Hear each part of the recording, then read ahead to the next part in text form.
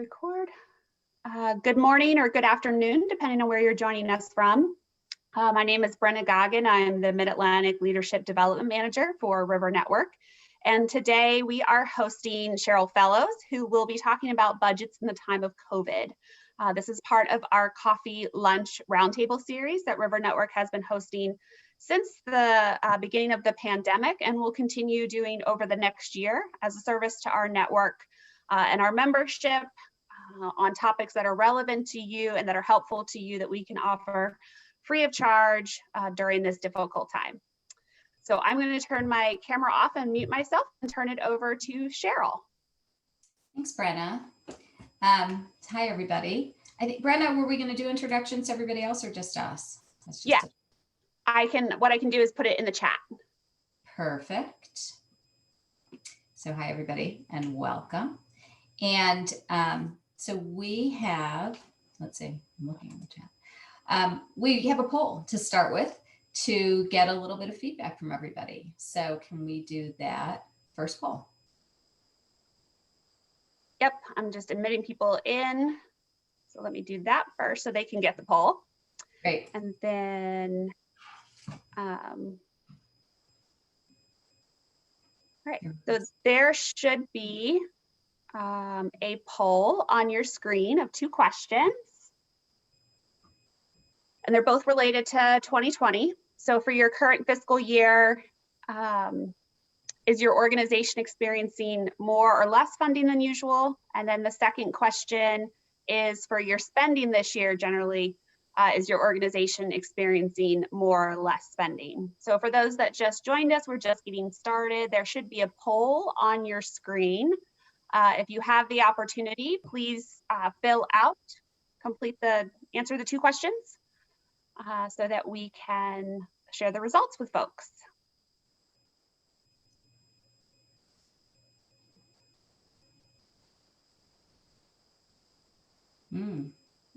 Okay, this is interesting. So while you're doing the poll, I'll just tell you a little bit about us, because I think there's a few more people hopefully who will do it. Yeah. My firm has been working with River Network since 2015, and we provide finance office support. So Tiffany Harrower, who's on our call today with us, she has been the backbone of the finance office support for River Network for the last several years. And we also step in and provide higher level, CFO level support when River Network is in between finance directors. So we've had to do that for a few times over the last 5 years as well. We have several clients who are in environmental areas as well as health and food access. And those are sort of the backbone of our organization. So I'm gonna, in the interest of time, we're gonna keep going, but thank you to the people who have completed this.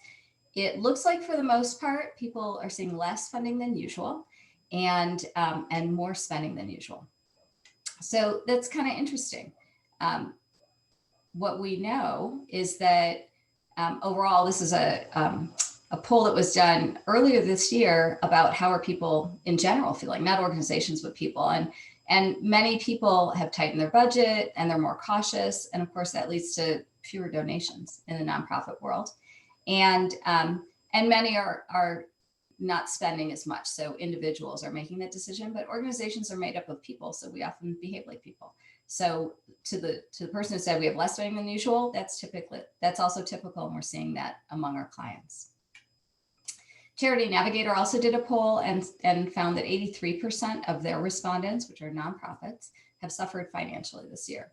So 100% of the people who took this poll today, our small sample, also said less funding than usual. So this is typical, and I'm sure you're all hearing this from peers of yours as well. So when we look at this, the poll, and try to put it into sort of a framework, funding across the top, so the left to right axis is less funding to more funding, and spending down the other 2 boxes, so more spending or less.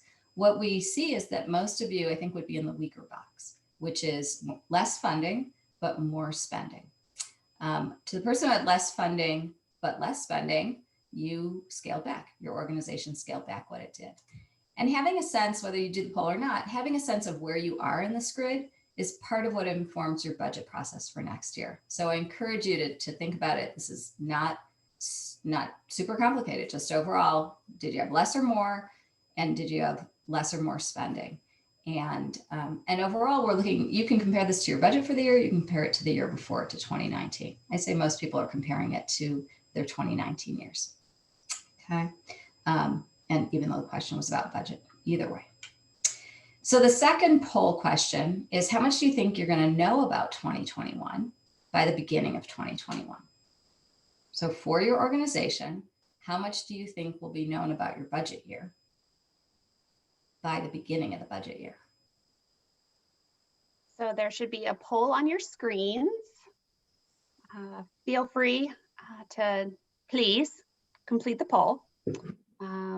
And apologies for those that just joined. I was also asking you to introduce yourself in the chat. So answer the poll first, introduce yourself in the chat next.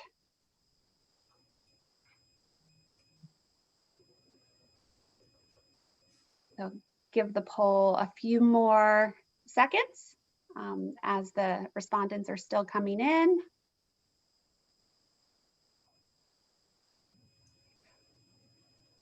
All right, let me go ahead and share these results. Cheryl, the results should be on your screen. Yeah, that's great. So very interesting that the best case scenario in the nonprofit world that we encounter almost never is that, we're always a year ahead. Like, we always have budget constraint to that. Whatever we raise this year is what we're going to spend next year. And that guidepost can be super helpful for organizations, but almost never able to be achieved. So not a surprise that nobody picked the top one. Looks like 40%. So a good chunk of who's on the call or did the poll have some funding lined up, but not the whole year. And some of you say, this really depends on next year, on our Q4 fundraising results. And this is also very common. So, but it brings up a budget challenge, right? Because we're going to set a budget before we have all the facts on hand about what our funding looks like. And then one said, very little, like, we have to raise our budget every year. So that's even trickier to budget for, right? Because you're almost going sort of quarter to quarter or even month to month in terms of what you raise and what you're able to deliver on your budget. So thanks for doing that poll. So how we put these two pieces together is that how your organization managed finances and how you feel, how much you feel you know about 2021 is how you approach your budget process. So I'm going to bring back this slide. Are you guys seeing this little thing over here? I don't know how to make this go away. Sorry. No, I wasn't seeing anything other than your slide, Cheryl. All right, good, thanks. So what about 2021? So we know where we are for this year, right? And most of the group said that they were in the weaker box this year. And the question is, for next year, for our budget, what should our overall target be? Do we want to stay in the same box, or do we want to move to a different box? And this is a good conversation to have if you have time with your board, or if you have some advisors to your organization who can help you think this through around just an overall target. Do we want to stay in the same box, or do we want to move? So if you're in the weaker box for 2020, where you had less funding but more spending, can your organization continue to do that for another year, right? Or do we need to budget differently and budget because we want to be in one of these other boxes? Some organizations will say, well, wow, this year slammed us, but we need to go back to building up some reserves. So we want to move diagonally into more funding, less spending. And again, that's going to give us some input as to how we approach our budgeting. Are there any questions about this part before I move on? No, there were just folks letting us know the name of them who's joining us, the name of the organization, and the number of staff that they have. Great. Thank you. Good. Okay. So, so once we have an idea of generally what box of that little 4-box we want to be in, we got to pick a starting point, right? And even though this year was unprecedented, everybody uses that word, right? We've never had to do what we do in this much uncertainty. We do know some things. We know what our budget was for 2020, assuming you had one, but we know what the budget was for this year. even if we tossed it aside.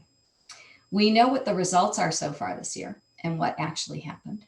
And I put 75% plus because we're already 3/4 of the way through this year. And hopefully the worst is behind us, but who knows, right? And we may know some funding sources for next year. And some of you said that you do know that. Okay, so we do know some things. So this question's on a poll, but it's just for you to think about, which is a better starting point for you. You could use the 2020 budget, call it a mulligan, say I put a lot of time and effort into that last year, change the dates to 2021 and be done. And I'd say, thanks for coming, good job. And that's of course an option. But for most organizations, we'd say we're probably going to use 2020 actuals as our starting point. I would say that for sure among our clients, I don't have anyone who says, oh yeah, let's go back to what we were doing in 2019 and pull out those numbers, because so many things have shifted so rapidly that that's really just not a predictor for most organizations. So we're going to use, in general, and our advice is, use your 2020 actuals. We all, as I said, we all had disruptions. We all, across every sector of the economy, we had some higher and lower expenses. We all had unusual things happen. We can either assume those things happen again, or we can say, oh, that's never going to happen again. So, so using it as a starting point and then making adjustments is the path that we're going to be using with our clients. We think of this budget process as really a roadmap to getting our outcomes. So what do we want to accomplish this year? What does it cost to accomplish that? And how are we going to pay for that? And that goes, again, across organizations, thinking about, what your role is in your local community, in your niche, how you fit in as an organization, what you bring to the table. What are the things that if they didn't get advanced in 2020, what are the things we really want to make sure we do in 2021? So we start with looking at what do we want to do and what's it going to cost? And I put this up, and I apologize for lots of tiny numbers. I wanted you to just see this is what it can look like. So this is a export from a report that comes out of a financial system, and pretty much any financial system, even Excel, can give you this kind of a view. So this is months across the top. So the months of 2020. And then these are very high level groupings. Each one of these rows has sub-accounts, has lots of detail behind it. If you're doing this in Excel, you might have tabs in a workbook. If you're doing this in QuickBooks, you would have, this is a collapsed view. And again, there's lots more detail, but that would take up lots of pages and be hard to see. So the top of this is income. So contributions, earned revenue, which is contract revenue. This particular organization that I used an example has cost of goods sold. These dollars are in thousands, by the way. And then the expenses are sort of the standard list of nonprofit organization expenses. So you might not have all of these, but you probably have most of these in terms of your expenses. And so we can pull out, well, how did this year go?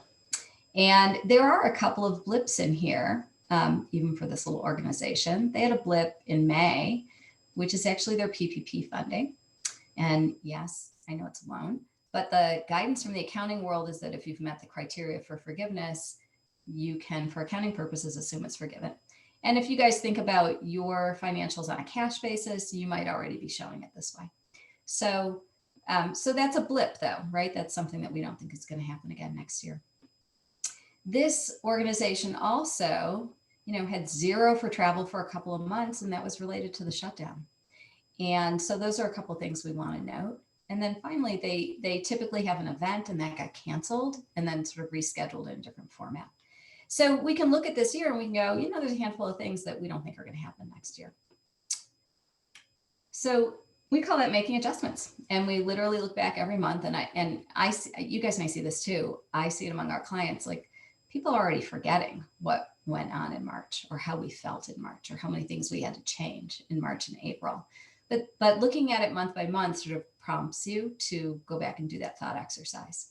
So thinking about what happened each month and then making adjustments for 2021. If you had fewer people on staff in 2020, but you're going to add positions back in, you need to add costs. If people got raises, even through the pandemic, you need to make sure you add that cost. If you already know you have cuts to make, or if you made some cuts, if you have fewer people on staff at the end of the year than you did at the beginning, you're going to want to adjust for that as well. We talked about travel and meetings. annual events, things like that. And if you already know you have some more funding for specific outcomes, like if you have grant funding that you know you're going to have to deliver, and you're going to make sure you add that back in. And finally, as I said, take out PPP. If we get money again from the government, that'll be nice, but I don't think we can count on it. So this is an example of what that would look like. So exported it from QuickBooks to Excel so that I could start playing with some of the numbers. Change the dates, obviously, to be 21. And I highlighted just a couple of things that I edited. I didn't highlight May, but I took out that PPP money in this one. I added back their annual event, which for this organization happened in the summer. And I put in some program expenses and a little bit of program revenue or contribution revenue related to that event. And I added back some travel and transportation earlier in the year. Again, they may go to conferences. We may not be able to go to conferences. You know, we don't really know yet, but we want to have some funding in our budget for that. And luckily for this organization, just on this basis, their numbers look pretty good, which is that this total number at the bottom right-hand corner, their net operating income, which is the change in net assets for a nonprofit, is a positive number. The other thing I want to point out for this group, and this question often comes up, you know, how do we deal with that grant money that we got in 2019 or 2020? We're going to spend it in 2021. So this view is the unrestricted view, meaning this is showing us for this organization what their operating results are. We have another bucket that's the restricted bucket. And in the restricted bucket is where you put your money that comes in that's truly restricted and is going to cross over next year's year end. And you're going to use some of your grant money this year, and we call that the release from restriction row. So I've put in here for this organization about $140,000 of grant money they got in the past, but they're going to use it this year. So this can be kind of complicated. I'm going to stop and ask if there's questions. I don't want to go into a deep dive on how this part works, but trust me when I tell you that that positive 140 has a negative 140 in the restricted bucket. So it nets to zero. We don't get to count the revenue twice. Now I'm going to stop for questions. Don't have any questions in the chat, but I would encourage folks, if they want to, turn their video on or just unmute themselves and feel free to ask a question to Cheryl if it was too complicated to put in the chat.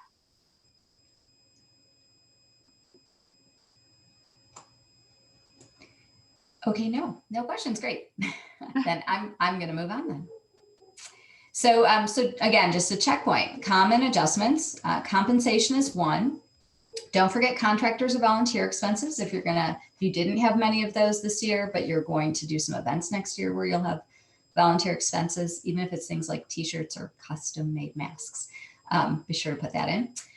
We're generally seeing insurance costs go up. So if your organization offers insurance and you haven't gotten your quotes yet, we're seeing insurance costs going up. Put in events, put in changes in your program expenses. And finally, I would assume some more travel costs. I mean, again, we don't know what it's going to look like, but it's probably more than what was spent in 2020. And then I mentioned before that you might have additional tabs or things like that. So budget building is both an art and a science. We say, put in as much detail as you can. So for sure, for staffing, you're going to have a page somewhere that says these are the positions and this is how much we're going to pay them, or this is when their increase is expected or planned for. This is how much their fringe is going to be. And that's usually, additional information that informs this. Same thing with program expenses, that those can usually be very detailed around supplies, equipment, temporary locations, permitting, all kinds of things like that. So as much detail as you have, for sure, go ahead and use as you're building up, how next year's going to look based on this year. So now I'm going to move on to the revenue side, which is, so how are we going to pay for all of the outcomes and all the programs that we want to have next year? Little fact point in here, 74% nonprofits adjusted their fundraising appeals to acknowledge coronavirus. So this isn't just fundraising specifically for direct aid, but just fundraising to acknowledge that some of our costs have gone up related to this, whether we need to have additional safety, security precautions, PPE, things like that. Almost every organization that comes in contact with the public has had to make some adjustments and if you're not already asking and relating it to coronavirus, that's a good idea. So just remind everybody, Hey, Oh, Cheryl, we did have we had a request yep. from someone to go back and talk about the grant money. Lynn, if you're on, if you could go, if you want to ask a specific question, or if you just wanted to see the slide again, let us know. I was trying to take notes and I got behind and I wasn't 100% sure on,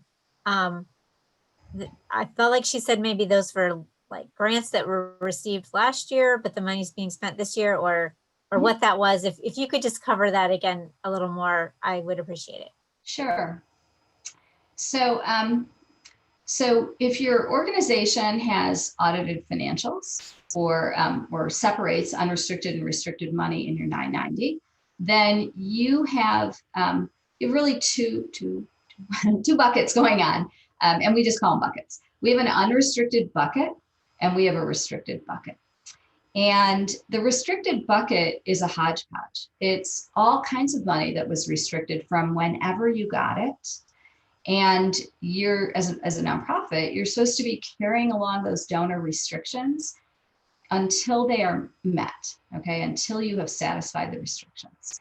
Most small organizations don't have things like endowments, but many small organizations have very targeted grants. So if it's not a general operating grant, it might be a grant to do a specific program in a specific period of time, like a year, for example.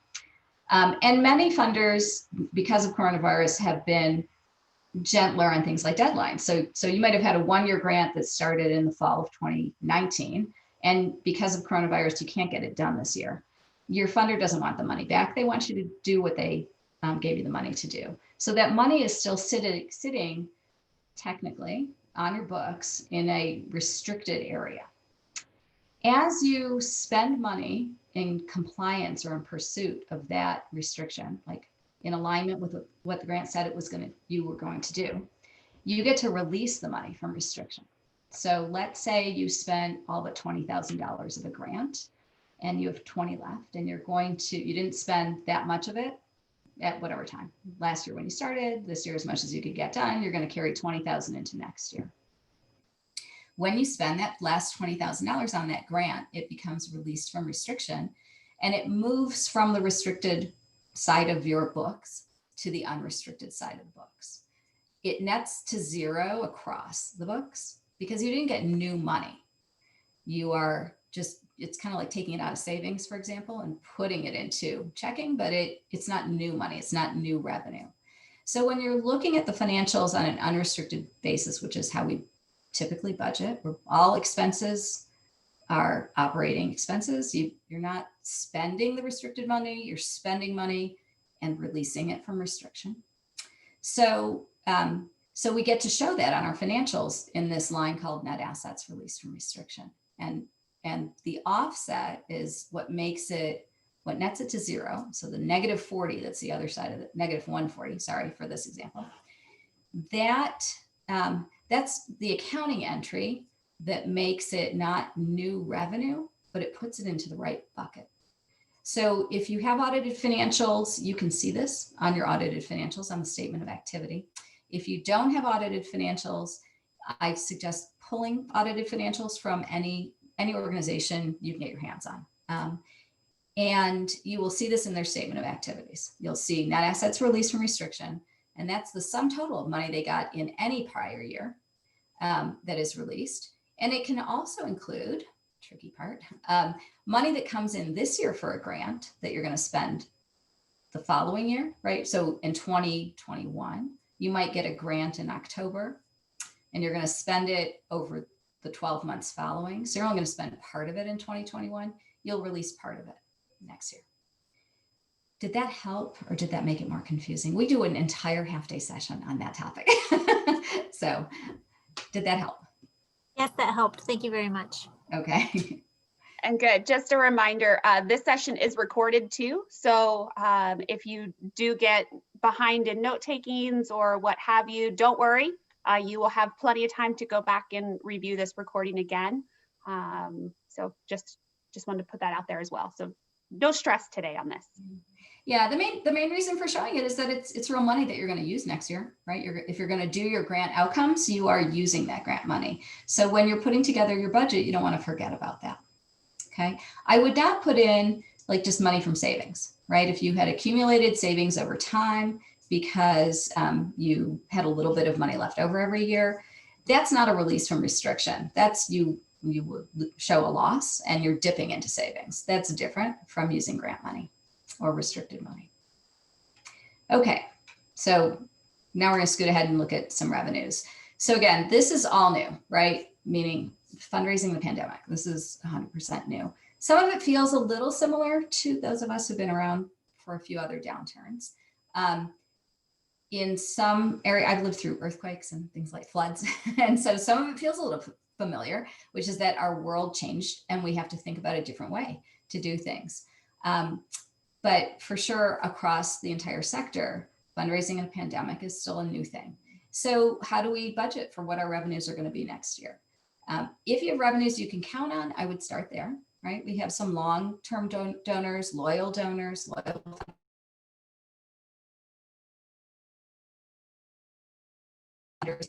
in mind. You may have earned revenue from contracts, whether they're governmental or whether they're consulting, things like that. You may have some sales, depending on your organization. They might be ticket sales or they might be merchandise sales. And you may already have some grant funding in place. So we would start with that. And then we look at what's the gap. So going back to the question number 2, or the second poll that we did around, how do we know what to do for next year? We're going to look at what that shortfall is, right? Between what you can count on and what you want to spend. So, and this is not a fundraising webinar, so I don't want to go into that, but gap filling ideas that people who put together the budget often prompt their organizations to think about are things like, how do we involve our boards and our supporters? We have some clients who are doing that right now, where each board member has set up like a personal fundraising page. Some are doing it on Facebook, some are doing it on other sites, getting their boards involved, getting your other supporters involved. And they basically just reached out to their supporters and said, we need your help. We need your help to keep this going. Can you reach out to your networks? And all of us have seen this on things like Facebook and GoFundMe's and things like that, the impulse to help is still there, even in tough times. The second thing is really planning for your revenue opportunities throughout the year, not all at the end. So the example I gave was an organization that historically had their event in August. That's not December or November, right? So it's a helpful thing if you're going to do any kind of events to raise money to put them earlier in the year, so that if you miss your target, you have time to react. And if you blow through your target, you have time to do more. So both of those things are good reasons to put it earlier. The trade-off to that is really, we have no idea what the first 6 months of next year is going to look like. And we can all acknowledge that, we can put it in May, but if we're in some kind of a shutdown, or if our supporters really don't want to come out of their houses yet, we need to be prepared for those kind of shifts. I would also say apply early for opportunities. So now is a good time to apply for grants. The next 6 months are a great time to apply for grants, with the hope that you would get some funding awards earlier in the year rather than later in the year. And finally, don't forget whatever resources you might already have. And by this, I mean, as I said earlier, if you have not broken even every year, but you've been able to save a little bit of money every year and you've built up a little bit of a cushion, this is the rainy day. Like, this is when that cushion is for. And so thinking about, judicious use of those resources as you budget for, getting through one more year.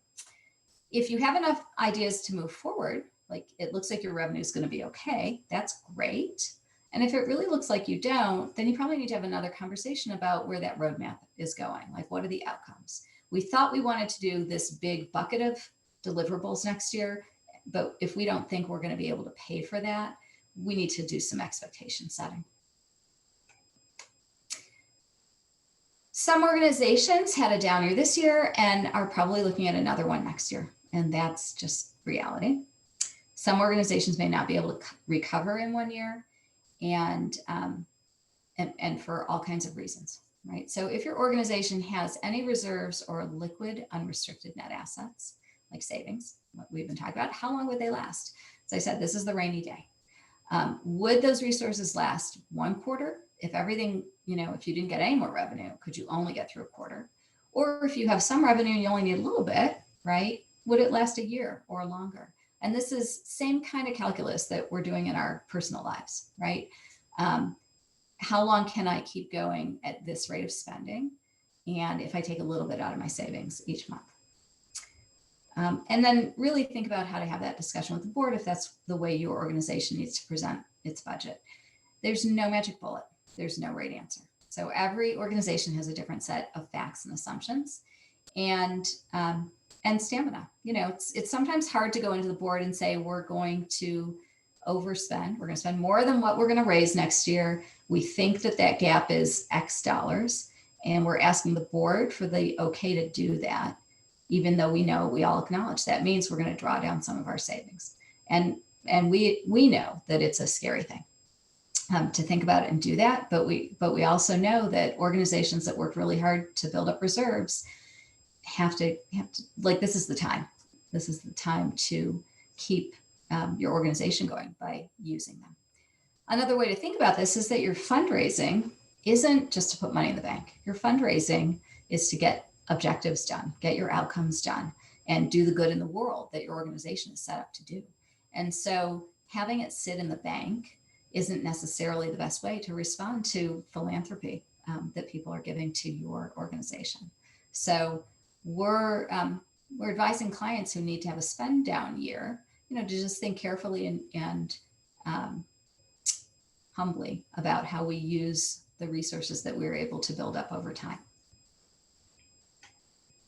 Okay, so then what happens? We set our budget up, we had a conversation with the board, we got the budget approved, and now we're gonna play that out through the year. So first thing we advise is really monitoring and adjusting monthly and quarterly. And it starts with this 2020 year end. So for those of you who are doing budget work right now and maybe presenting it to your board in November, and maybe you don't have Giving Tuesday results yet, we have to cycle back around to that and say, well, did we hit our targets or not? And if we didn't hit our targets, do we need to make some adjustments to our budget right away? And then at the end, probably of each quarter, and if you're even on sort of shakier ground, I would say maybe even monthly, look at how did we do? We have some organizations as clients who need to raise a pretty big number every single month to keep their engine going. And if they don't, they need to make adjustments. We have another client that has a retail operation that had to close for 2 months during 2020. If that happens again, what adjustments do they need to make? So looking at this on a quarter by quarter basis, how did we do? What do we need to adjust? In Q2, we can probably say, do we think our events are going to happen or not? And our revenues proceeding apace. And we would probably do a mid-year check-in to reforecast the balance of the year if we're a little bit off.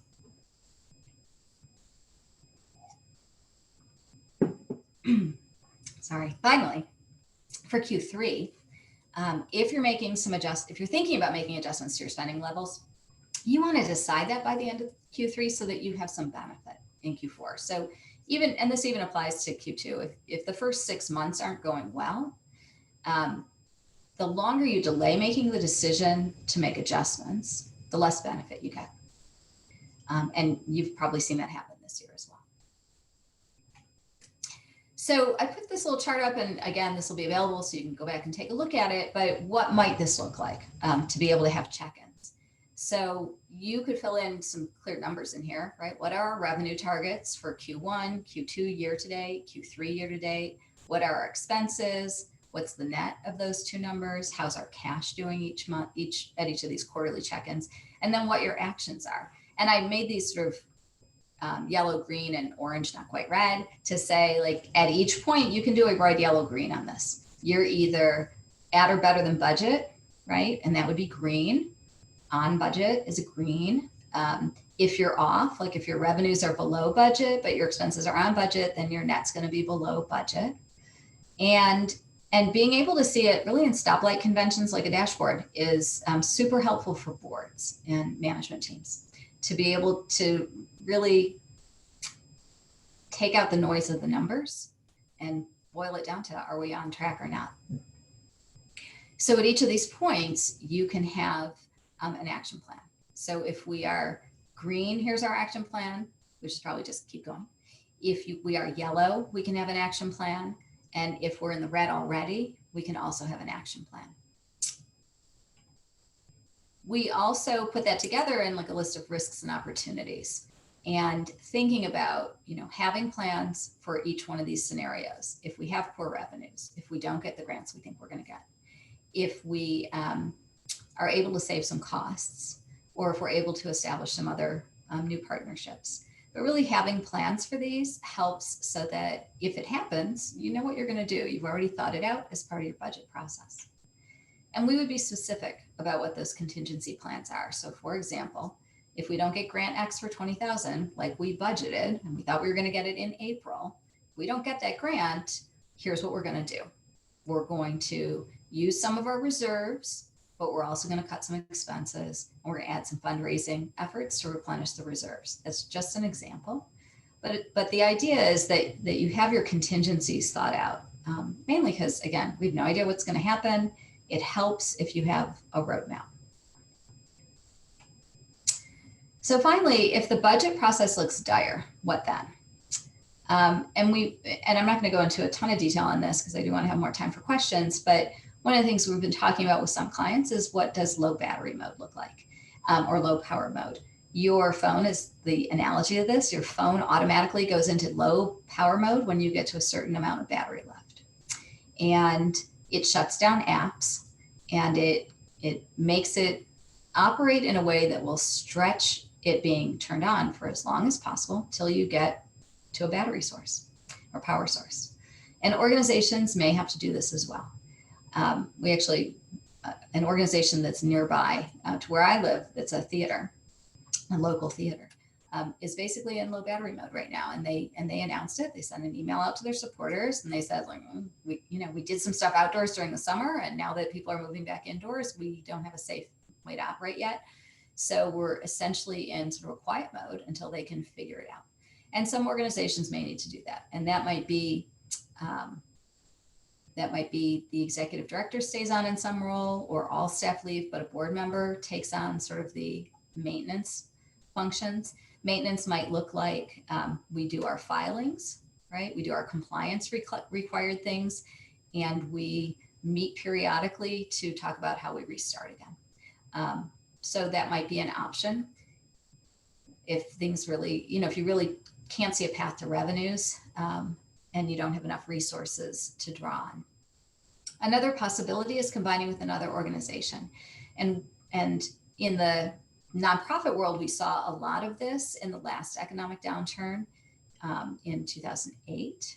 And in our own community, we saw some organizations jump to this pretty quickly. So one of the things that happens when there are combinations is that you get an opportunity to reduce overhead costs. You don't need two people doing finances, or you don't need two people doing marketing. It inevitably means some people are probably going to lose jobs, but it might give your organization the ability to continue its program. Combining also might mean becoming a project of another organization, even if temporarily. And the cost that you have to pay for that might be less than doing it yourselves. So there are still some things that nonprofits can look at to adjust how they look at what their costs are going to be next year, and think about a different way of doing things. And then finally, the truly worst case is the wind down scenario, where the board and the team say, this isn't going to be sustainable. And the nonprofit's responsibility is to figure out where the money, if there's any money left, where that's going to go, and how to wind down the operations, much like a business would be winding down or its operations. There's filings to be done, accounts to be closed, things like that. So just by way of a wrap up, and then we'll just open up for any other questions. Think about your overall targets, like what box of that 4 box does your organization want to move into for next year? Pick a starting point and make adjustments to build up your target budget. Plan your revenues, but have some gap filling ideas. Set up monitoring and checkpoints, and then have contingency plans and specific actions. I'm going to take a deep breath and a sip of my coffee. And if you want to go back to any of these or ask some questions, let me know. Thanks, Cheryl. So for those that would like, these feel free to bring yourself back on video, or at the very least unmute yourself, and we have plenty of time for any types of questions, or if you want to request Cheryl to go back in any of the slides and go into greater detail, feel free to do so.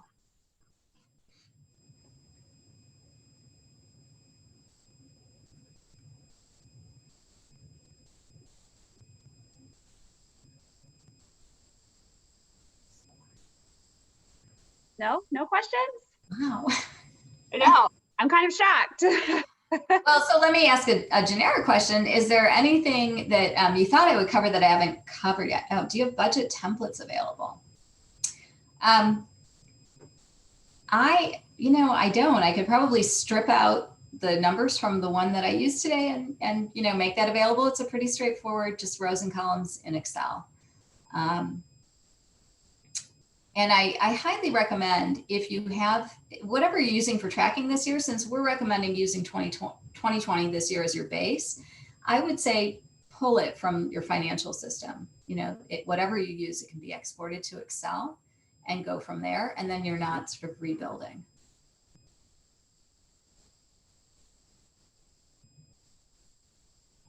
Cheryl, I can also see if we have some budget templates that are River Network specific that I can post along with this recording. Yeah, the hard thing, we do some, we do cleanup engagements where organizations' financials aren't in sort of nonprofit standards, and we work to get them into the same account groupings that I showed on the slide earlier, which is nonprofit standard. And I can tell you that it's really hard to take somebody else's rows and map them into your rows, which is why I suggest use your own financial systems output, because then it's your set and the way your team is used to looking at it. We did have a request for board dashboard templates. Is that a similar concept, Cheryl, where it might be difficult to use somebody else's rows for your? No, I mean, board dashboards are pretty, definitely, a little simpler. We have one common one that we use. And so we can probably make that available as well. And as well as the one that's in here, which is sort of the quarter by quarter look. Another source that's really good for dashboards is Blue Avocado, if you've heard of them. They're a nonprofit e-magazine thing. And they had some terrific webinars about dashboarding several years ago that are probably still available. And they really focus on that red, yellow, green stoplight approach. And I found that super helpful for our work. The red, yellow, green concept is, again, thinking about a dashboard is just like the dashboard on your car, right? When we want to look at, do we have enough gas? We don't want to see how many ounces. We just want to see that needle, right? So thinking about that for your organization can be super helpful. And the stoplight convention is also very visual, and board members seem to be able to get it pretty easily. This is Ward Wilson. I was the one asking about the board template. Yeah, it's interesting. You covered all the things. I just got off a phone call with my our bookkeeper about, but I'm trying to put them all together. So can I just tell you what I think we're doing? I think it tracks what you're doing, and maybe see if I'm missing something. So we're building a budget right now, and we'll do the monthly budget. It made me feel good that it looks a lot like what you showed. And then we're going to feed that into a cash flow projection that we use through the year because things change. And then we're going to report that. So those are both pretty detailed, but we show kind of the bigger picture, like you said, not the ounces, but the gallons to the board. But we want to show the board a dashboard that gives them the high level, how we doing and what are the things that are affecting, here's where we thought we'd be, here's where we are. Because we usually show them a balance sheet and a profit and loss statement with all the rows. And we always get caught up in, it always surprises me that they zoom into some small item like, why didn't you estimate postage correctly this year? And look at salaries. I mean, that's 20 times the number anyway, that's human nature, I know. So, but I'm not good at balancing all those, how they feed into each other. So I guess that's where the template question was, is how do you use these things together? Yeah, so that is a good question. So for many organizations, the cash timing over the course of a month usually works out, right? For most organizations, you have donations in during the month, you have expenses out during the month, and the bottom line for the month looks a lot like, we either use money or you were able to save money, right? For some organizations that have reimbursable contracts, for example, there really is a time lag, right? So if I invoice at the end of the month for what I did this month, I might not get paid for another month. And then I could be out 4 to 6 or 8 weeks on that cash. So the typical way, so a couple things. First of all, if you're in a financial system like QuickBooks or something else, there's undoubtedly cash flow reports that come out of that. And so you'll want to get familiar with what those look like, because those do the math for you. If you're doing your accounting entries in QuickBooks or system, you're putting in invoices, for example, your system is tracking until they get paid, and they're tracking the sources and uses of cash. If you're doing it in Excel, or you're exporting this, stuff into Excel and going from there, we usually start with the P&L view. Okay, so revenues and expenses. And then we have the cash impacts below that. So, so let's say I had 15,000 of revenue and I had 15,000 of expenses, but on a cash basis, I haven't gotten reimbursed for 3,000 yet. So my expenses, I paid the bills, maybe that all went out the door. But below the P&L that says, looks like I broke even, but really I used 3,000 of cash because I haven't gotten paid yet on that invoice. So P&L goes down to a net number, and then we add a couple of rows for, receivables not yet paid. That's a use of cash. Bills not yet paid. That's a source of cash if I didn't pay my bill yet. And collections, because I might have gotten paid on something from a prior month, and expenses I paid for prior months. So there's really 4 main adjustments from the P&L to get to what happened to your cash flow. Did you follow that? Track that? Yeah. Okay. So at the bottom of that, now I have a predicted cash number, and I can compare that to my bank account. And I can say I either, got there or I didn't. I might have an other line that's the plug. There was some other noise. I don't know what it was. But you can go from your P&L to what's in your bank. And you should be able to get that. Okay. And getting comfortable with that view, it should make it like over time, I think you probably find that you probably don't have to manage it that closely, unless you have to manage it that closely. For the most part, what you'll see is like, well, every month I have a little bit of money, a little bit of bills that come in I haven't paid yet, or I have a little bit of invoicing I haven't received the money for yet. And those ins and outs often become a little more predictable. I hope that helps. I mean, cash flow forecasting is a whole different, it's another session. It's another session. But again, you could also boil it down for your board very simply, as if we had to use cash from our accounts this month, we might call that orange, not quite red, but we might call it orange. And if we were able to put money back into the bank this month, we might call that green. So you can kind of get it down to color coding for them. In the budget sheet that I showed that had these groupings of costs, we show groupings to the board, and that gets them out of looking at postage. If there's a finance committee and they want to see all the detail, they can see all the detail. But for the most part at the board level, you want to focus their attention, right, on the big picture and not things like postage. So we encourage you to condense, collapse, show them less information so that they don't get distracted by the things you're talking about.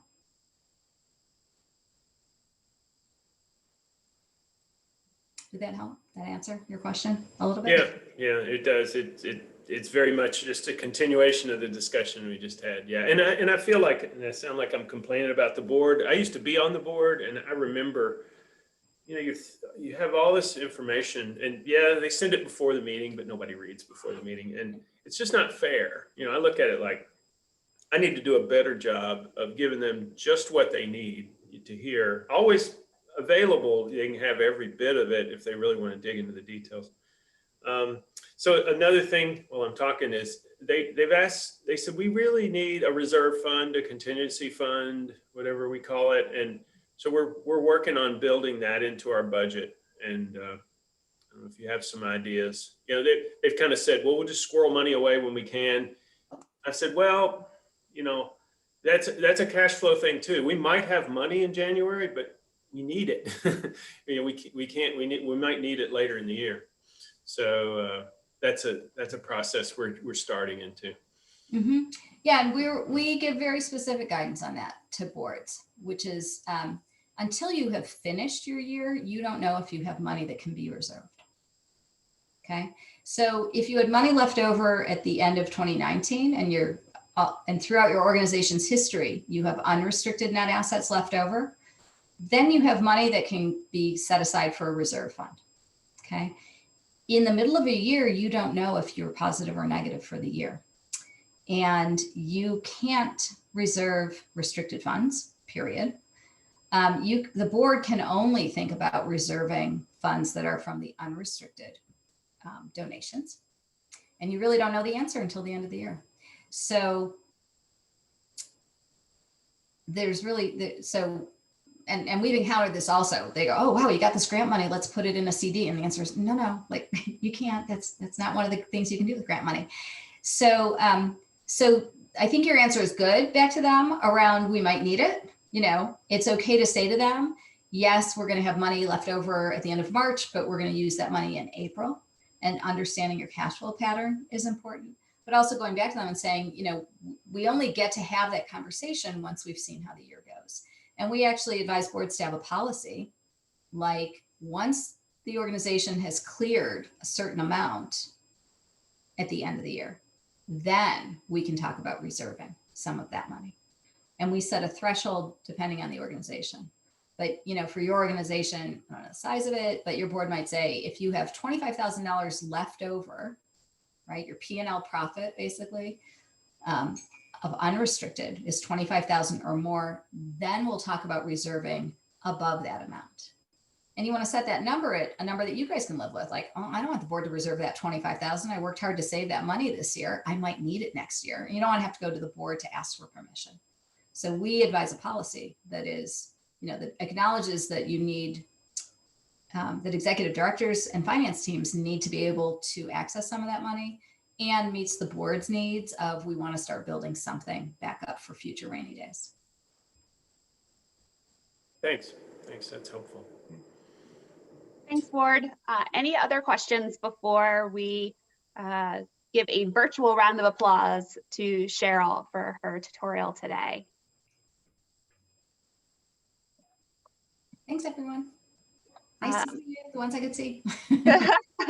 So I did post the eval link in the chat box. For those that haven't yet, please help us by taking less than 5 minutes to complete this evaluation. And just a reminder, this session is recorded, so it will be available to you